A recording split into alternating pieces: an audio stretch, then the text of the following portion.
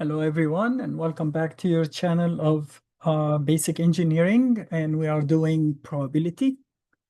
So we finished talking about the discrete and continuous random variables, each one separately, and now before moving, we have to do um, the joint probability distribution. Remember when we say the joint probability is A and B. So now we are going to assume we have two random variables that change together.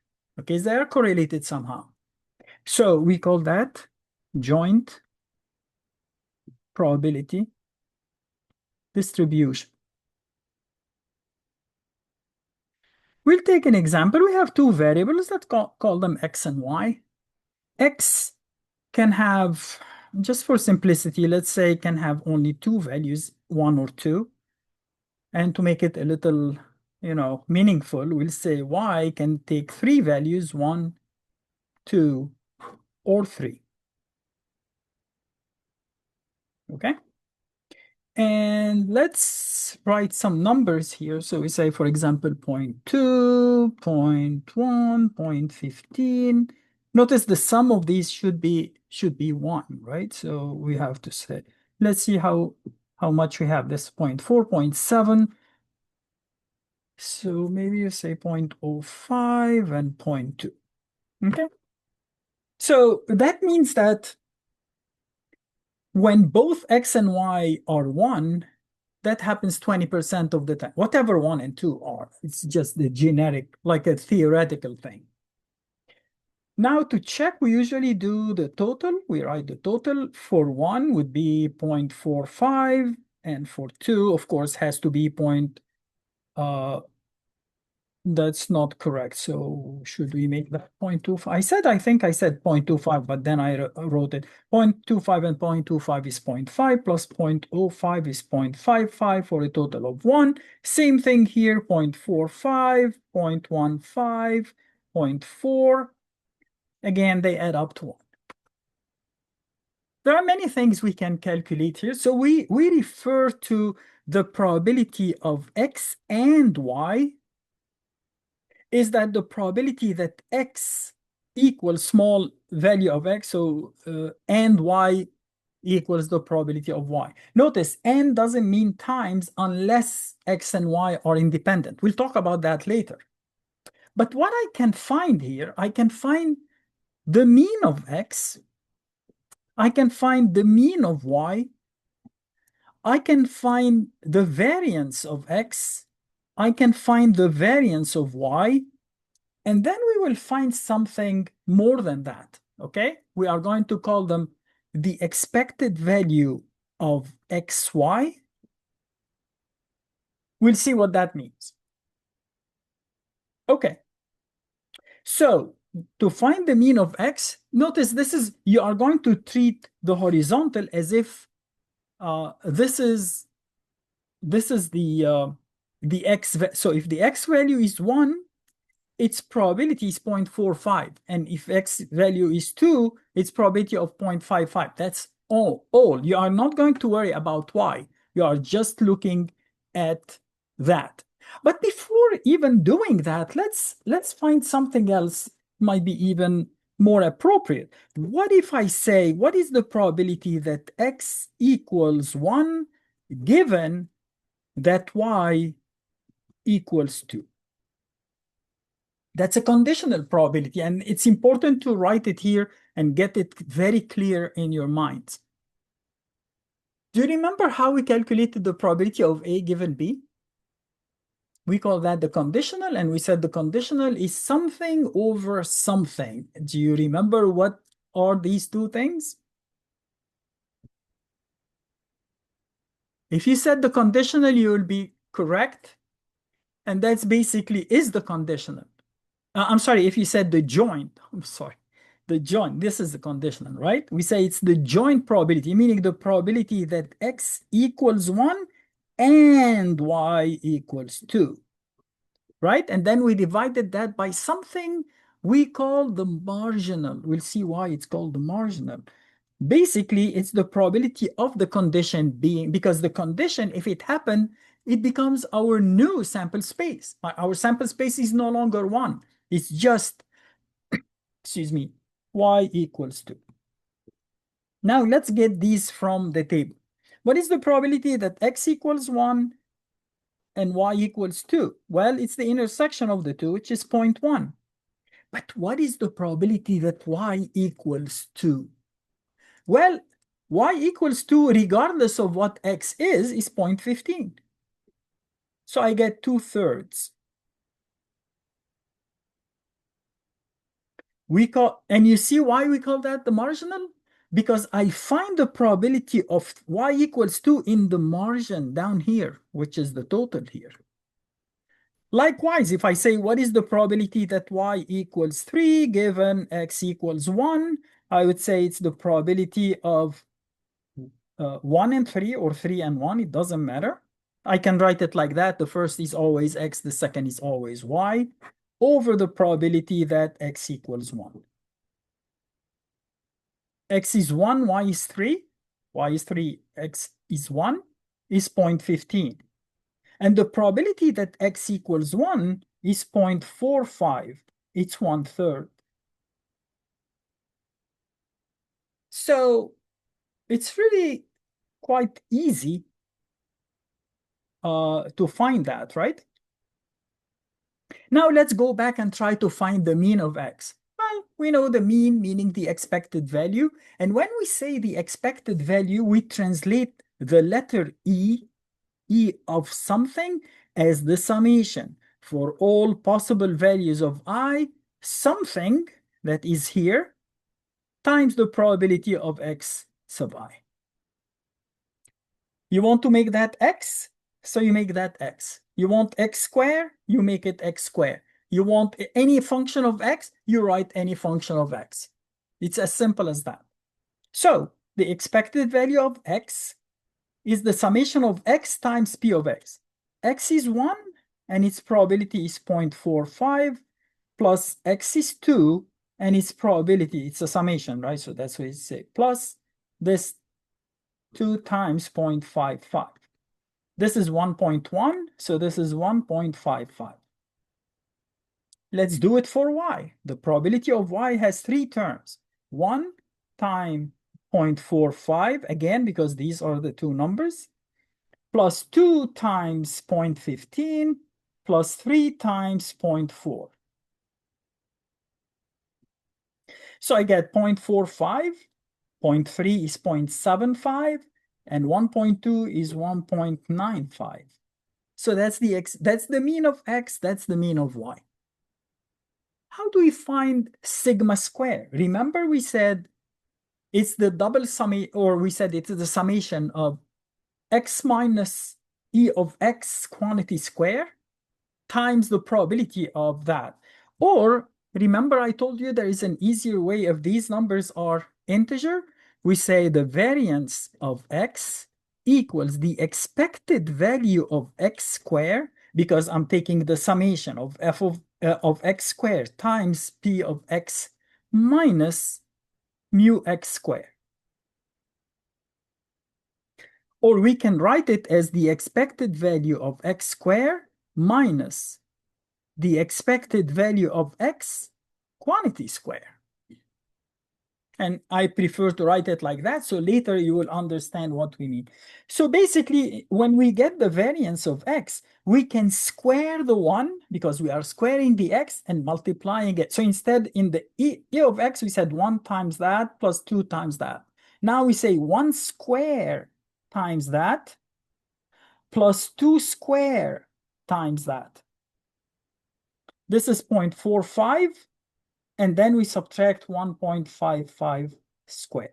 So we get 0.45 plus 2.2, that's 2.65, and then, in fact, it's easier just to do it mathematically. We say 0.45 plus 4 times 0.55 minus 1.55 squared, and you get 0.2475.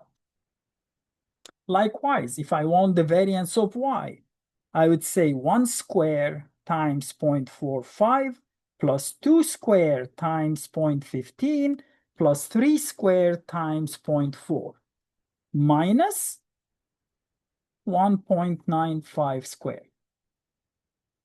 And these variances can never be negative. If you end up with a negative number, it means we did something wrong. So let's do that. 0.45 plus 4 times 0.15 plus 9 times 0.4 minus 1.95 squared. And we get 0.8475. And then what is the expected value of xy? Well, we instead of remember when we said the when we said the expected value of x, we multiplied every x by its probability. But when we say expected value of xy, we multiply the xy times their probability and we sum. So we will have to have 6 sums. To save time, instead, because you don't have space to write it here, I'm going to show it to you on the calculator. 1 times 1 times 0.2. This is the first one. Plus 1 times 2 times 0.1. Plus 1 times 3 times 0.15. Plus 2 times 1 times 0.25. 2 times 2 times 0.05. And 2 times 3 times 0.25. So you see what I did? I multiplied x, and remember here we said when you write expected value of xy, you replace the dot with xy. So expected value of xy equals the summation of x times y times the probability of x and y, because that's 2. So it's not just the probability of x, right? It's double. And we get this to be 3.05. Now, remember how we found the variance of x? Yes, we said is the expected value of x squared minus the expected value quantity squared. Do you see that I could write it like the expected value of x? I'm sorry, the expected value of x times x minus the expected value of x times the expected value of x. Do you see that? Why did I write it like that? Because when I want to calculate the uh, covariance, of x and y, it is the same calculation as the variance. We write it sigma square because it's x and x. You see, and we write it sigma square because it's y and y. But here we cannot write sigma square. Sigma square of what? There is nothing repeated. It's covariance because these are two different random variables. So we are going to say, using the same logic, oh my God, we would say it's the expected value of xy minus the expected value of x times the expected value of y. Do you see? It's the same logic. I don't know why the chair I probably clicked the handle. Oh, I'm sorry. So the expected value of xy, which is we are just found, minus 155 times 195. And we will end up having a negative covariance. Remember, you must have done work in your probability course in high school with, oh my God, sorry. Just want to raise that. I don't know why. Okay, that's much better. We calculate something called the correlation coefficient. Remember when you give you a straight line or some points that are dispersed? You will see now what that means. So if I do this minus 1.55 times 1.95, I end up with a very small value, 0.0275. Okay, it's still positive, but very small. If you want to calculate rho, which is the correlation coefficient, it is the covariance of x and y divided by sigma x, sigma y. This is sigma square, remember. So the square root of that times the square root of that. And this number will always be a number between -1 and +1. Of course, these are always positive. So the correlation follows the covariance. If this is positive, we'll end up with a positive correlation. If it's negative, we will end up with a negative correlation. So let's do that and see. I'm going to divide that by the square root of sigma square x, meaning sigma x, times, well, I didn't need to say times, the square root of sigma y. Close, oops, delete, get out, and then close the parentheses. And I get 0.06 as the correlation, almost zero. So these are almost independent. Okay, if they were independent, exactly independent, then the correlation would have been exactly zero. You know when they would be independent? If it doesn't matter when if I say the ratio of x equal 1 to x equals 2 when y is 1 is the same as the ratio when y is 2 is the same as the ratio when y is 3. So it doesn't matter. And the same as the ratio of the total, of course. So let's make some uh let's make it 2 by 2, 1, 2, 1, 2. And let's say I want to make these, say, 0.4, and these are 0.6, but I'm going to divide them as 0.1, 0.3, 0.2, 0.4 won't be the same, right? So how do we make that? So I want the sum to be 1, but the ratio to be the same. So if we make that, okay, let's say I want the margin to be 0.4, 0.6, and maybe here the margin is 0.3, 0.7. To construct independent random variables, you make what's inside is the product of these two. So 0.3 times 0.4 is 0.12. So I make that 0.12, which means this would be 0.28, right? So that they add up to 0.4. I make this 0.18. So that would be 0.42. So that, and you can see now that if you calculate the expected value of xy, you would say 1 times 0.12 plus 2 times 0.18 plus 2 times 0.28 plus 4 times 0.42, right? 0.12 plus 0.36 plus 0.56 plus 1.68. 1.8, 2.6, 2.72, I think, right?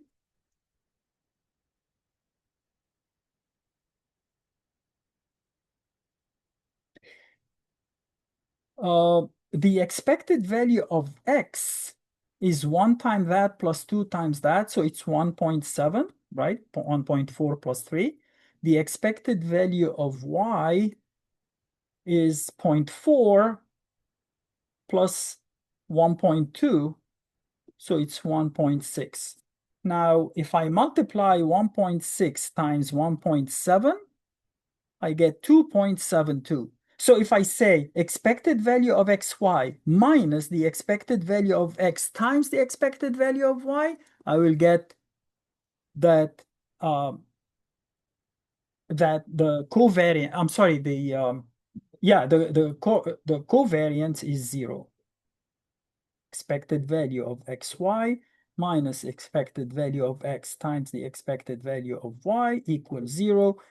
Hence, no, I shouldn't say hence they are independent. because I can make up some numbers to end up with zero while they are not independent. But if they are independent, the expected value or sigma xy would be zero. But sigma xy equals zero doesn't necessarily mean that x and y are independent. A very easy way to check is, as I said, you multiply the marginals, zero point 0.3 times 0.4, you get that. 0.3 times 3 times 6 is 18. 4 times 7 is 28, and 6 times 7 is 42. So you can see that it works for every cell, so it must be the same. Also, if you take the ratio of 12 to 18, that's 2 to 3. 14 times 2, 14 times 3, 4 is 2 times 2, and 6 is 2 times 3. So the ratio 2 to 3, 2 to 3, 2 to 3 is the same, regardless. Whether you take 1, or you take 2, or you take the total, it doesn't matter. The sum here is all, or the ratio would be always 2 to 3. Likewise, if you do it the other way around, I say this over that is 3 to 7. This over that is 3 to 7. This over that is 3 to 7. So that guarantees that's because they are independent. It is important to understand how these are calculated. And next time we will see how can I add two random variables if I know their means and variances or expected value of the product, or subtract them. How do we do what we call a linear combination of random variables? We'll do it for discrete distribution, and then we are going to repeat that with continuous distribution. It's the same thing, except that we'll be using integrals instead of summations, summation in the case of discrete.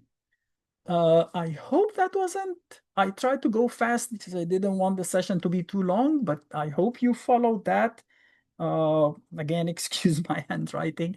In fact, I had an accident. I'm sorry to say that it's not your problem, it's my problem. I shouldn't mention that, but I had an accident and my shoulder doesn't allow me to write properly for a few years now. So I really apologize for any inconvenience that you have.